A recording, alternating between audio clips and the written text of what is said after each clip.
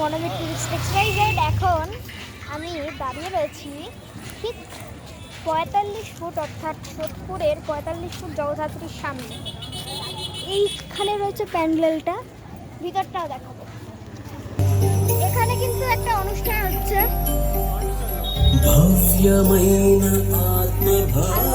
সামনে সামনে দেখাবো একবারে। এখানে রয়েছে মা। এবার একটু